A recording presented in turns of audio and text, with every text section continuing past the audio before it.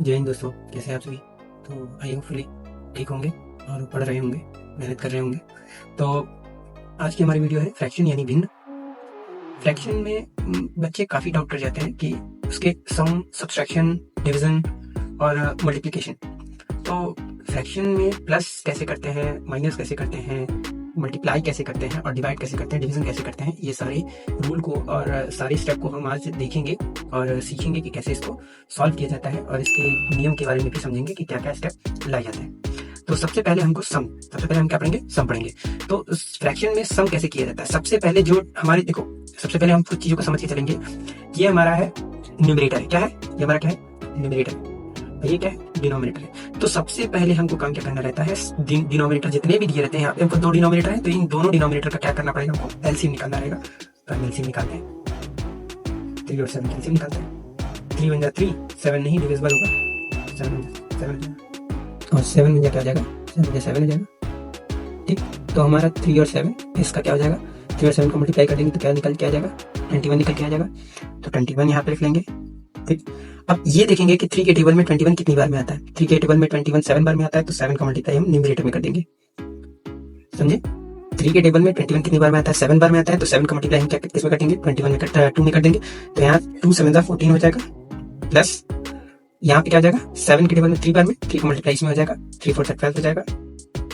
अब 14 और 12 को प्लस कर देंगे, यहाँ पे 26 हो जाएगा, 26/21, ये हमारा आंसर निकल जाएगा। तो यहाँ तक तो समझ गए होंगे।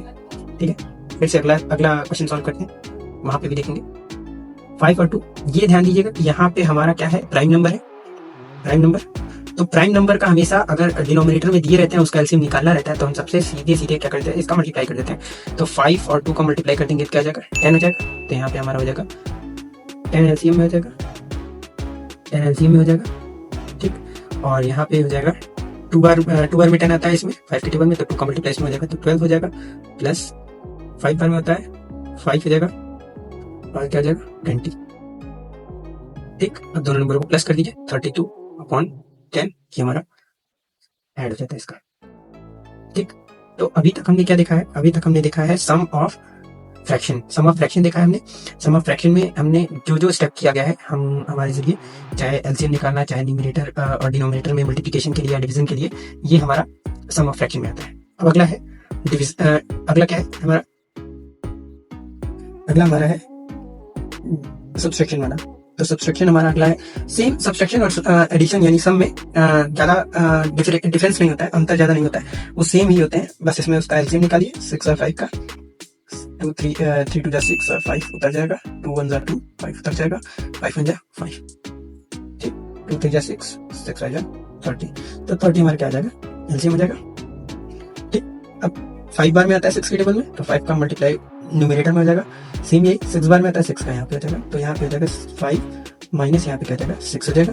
और बड़े नंबर के आगे माइनस का सिंबल है, ये हमने साइन वाले वीडियोस में बता दिया था कि सिंबल जो होते हैं, अगर बड़े नंबर के आगे माइनस का सिंबल रहता है तो माइनस हम लगा देते हैं, और प्लस और माइनस है तो माइनस ही दिया जाता है। तो 6 में से 5 जाएगा तो 1 बचेगा, और यहाँ पे 30, ये हमारा आंसर हो गया। समझ गए होंगे इतने में।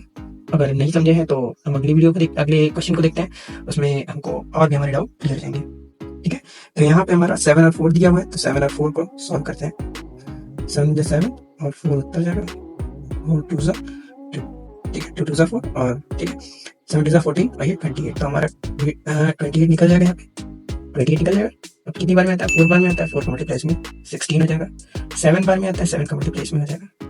अब आंसर क्या हमारा निकल जाएगा 7, और यहाँ पे हमारा जाएगा 9/28। ये हमारा सब्सट्रैक्शन का भी क्वेश्चन सॉल्व हो चुका है, और काफी इजी तरीके से सॉल्व हो जाता है। हमको सिर्फ एलसीएम निकालना है, एलसीएम निकाल करके हमको न्यूमरेटर और डिनोमिनेटर में ध्यान देना है कि ये जो डिनोमिनेटर होता है, डिनोमिनेटर में उस वो कितनी बार में आता है उसके टेबल में, या टेबल में नहीं आता है तो कितनी बार में वो डिवाइड हो जाएगा, जितनी बार में डिवाइड होगा उसका मल्टीप्लाई हम न्यूमरेटर में कर देंगे। तो ये हमारा, उसके बाद जो माइनस करना रहेगा माइनस कर देंगे, तो हमारा डिवीजन यानी सब्सट्रैक्शन मेथड कंप्लीट हो चुका है। ठीक है, अब हम देखते हैं मल्टीप्लिकेशन मेथड।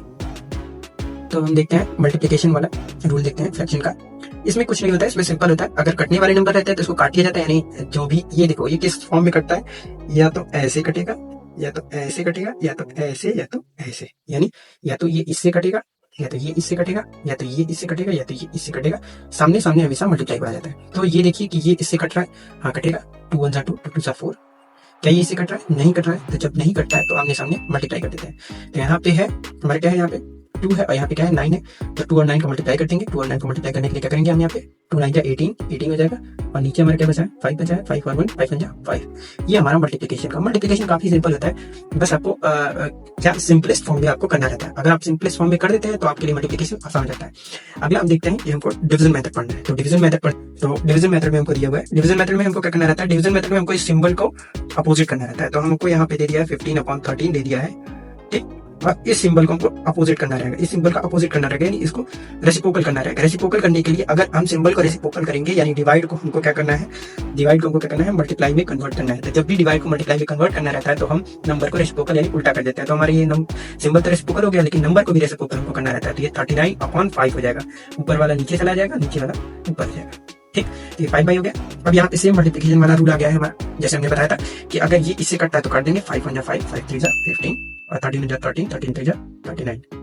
कट गया ये, और कटने वाला है नहीं कटने वाला है। तो हमारा क्या हो जाएगा, 5 का मल्टीप्लाई यानी 5 का 3 बार में 15 हो जाएगा और 1 का 1 बार में 1 हो जाएगा।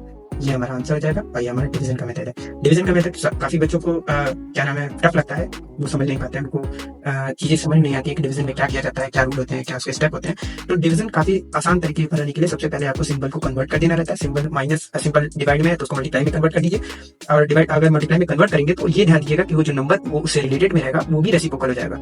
और नंबर अगर रेसिप्रोकल हो जाएगा तो फिर आसानी से आप उसको डिवाइड कर देंगे, यानी मल्टीप्लाई में कन्वर्ट हो जाएगा। तो डिवीजन यानी डिवाइड का सिंबल मल्टीप्लाई में कन्वर्ट हो जाएगा, नंबर रेसिप्रोकल हो जाएगा। तो फिर वो हमारा मल्टीप्लिकेशन वाले मेथड से हो जाएगा। और मल्टीप्लिकेशन वाला मेथड आप जानते ही हैं कि कितना इजीएस्ट होता है। कटिंग करना रहेगा, काट लेंगे आप उसको।